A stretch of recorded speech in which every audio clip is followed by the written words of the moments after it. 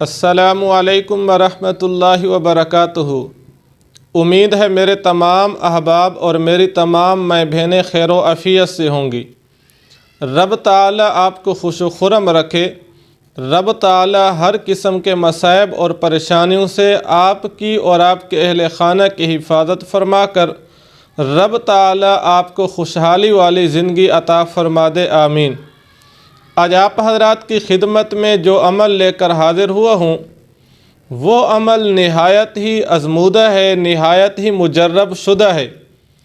ابھی آپ اس عمل سے وظیفہ کر کے آپ فارغ نہیں ہو پائیں گے کہ رب تعالیٰ آپ کے مقصد کو، آپ کی حاجت کو، آپ کی خواہش کو پورا فرما دیں گے۔ بالفاظ دیگر آپ یوں سمجھ لیجئے، ابھی آپ نے سر سجدے سے نہیں اٹھایا ہوگا، ابھی وہ رات نہیں گزری ہوگی کہ آپ کا کام ہو جائے گا۔ وہ کام پسند کی شادی بھی ہے، وہ کام رشتوں میں رکاوٹیں بھی ہو سکتی ہیں، وہ کام اگر قرض کی وجہ سے آپ پریشان حال ہیں اس کے لیے بھی آپ یہ عمل کر سکتے ہیں۔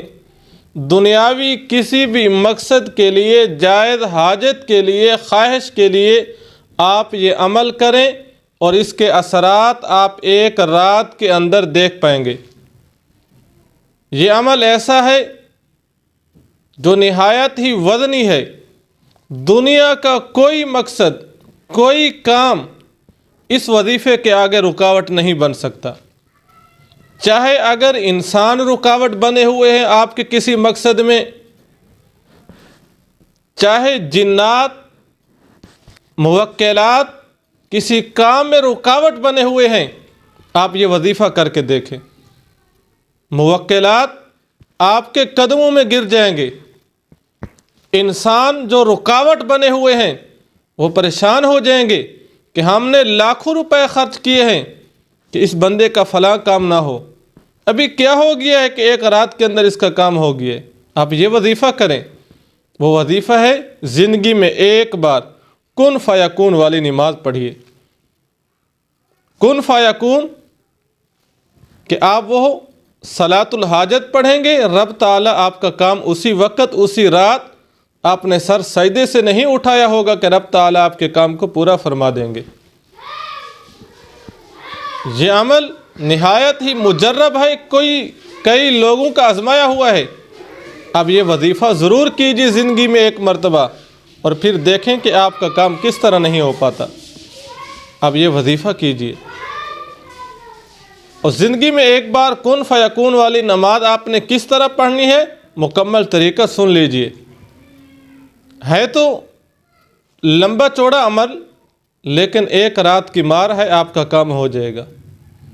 سب سے پہلے نماز عشاء کے بعد آپ نے غسل کر لینا ہے۔ غسل کرنے کے بعد آپ نے پاک کپڑے پہن لینے ہیں۔ پاک کپڑے پہننے کے بعد آپ نے 4 رکعت صلاۃ الحاجت کی نیت سے، اپنے کسی مقصد کی نیت سے آپ نے وہ نماز شروع کر دینی ہے۔ نماز شروع کرتے ہوئے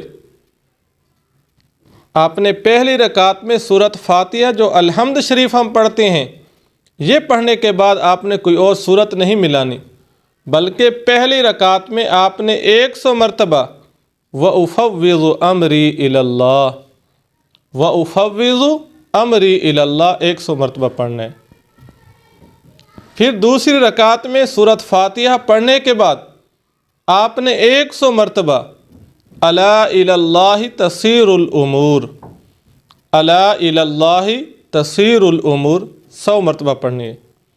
پھر تیسری رکعت میں سورۃ فاتحہ کے بعد 100 مرتبہ نصر من اللہ وفتح قریب 100 بار پڑھنی ہے۔